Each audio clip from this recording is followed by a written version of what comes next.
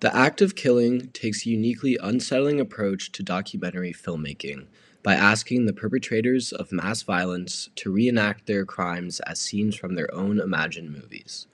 Directed by Joshua Oppenheimer, the film primarily follows Anwar Congo, a former death squad leader who enthusiastically stages stylized recreations of his killings. By examining the 1965 to 1966 Indonesian genocide through the perspective of those who carried it out and were later celebrated as heroes, the documentary blends performance, fantasy, and historical reality.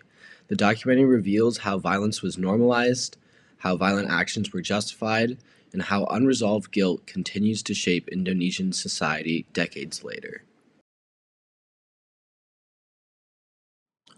In one of the most important scenes, we see Anwar Congo reenact a killing in which he is tortured and then strangled by a wire. The camera angle is that of a movie that gives us a clear view of Anwar's face. This setting adds to the feeling of seriousness and heaviness of the reenactment. While reenacting the killing, we see Anwar Congo break down, displaying horror and experiencing the reality of what he did to others. Later, we see him reflect on this, saying, "Did the people I tortured feel the way I did here?" Saying, "I can feel what the people I tortured felt." We then see the filmmaker tell Anwar that he didn't, as the people who were being tortured were actually killed. This statement affects Anwar deeply, and we see him ask him, "Have I sinned?"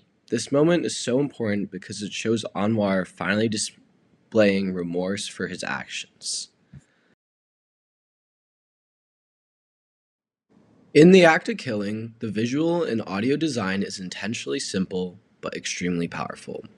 One technique that stands out is the frequent use of close-ups on the characters' faces, especially Anwar Congo's. These close shots linger just long enough to capture small changes in expression, highlighting moments of pride, discomfort, or uncertainty that reveal more than what the characters are saying out loud. By keeping the camera close, the film forces us to confront the human side of the perpetrators rather than letting them hide behind history or spectacle. The sound design supports this intimacy through long silences, natural background noise, and very little music, making pauses, laughter, and breathing feel uncomfortable and revealing. Together, these choices create a tense, unsettling atmosphere that keeps the viewer emotionally engaged.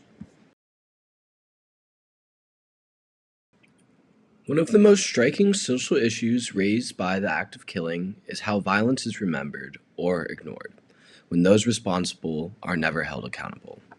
The film shows a society where the perpetrators of the 1965-1966 mass killings are still praised, and where the victims' stories are largely absent from public memory. By allowing these men to openly reenact their crimes, the documentary reveals how collective memory can be shaped by power, fear, and silence rather than truth. In doing so, it pushes the audience to question official narratives and rethink how history is constructed. On a personal level, I agree with the approach the film takes, even though it is deeply unsettling. Instead of directly condemning the perpetrators, the film lets them expose themselves through their own words, performance, and contradictions. Professionally, this restraint is effective because it invites the viewer to engage critically rather than emotionally react and move on. The discomfort the film creates feels intentional. It stays with you and encourages deeper reflection about responsibility, memory, and how societies deal with past violence.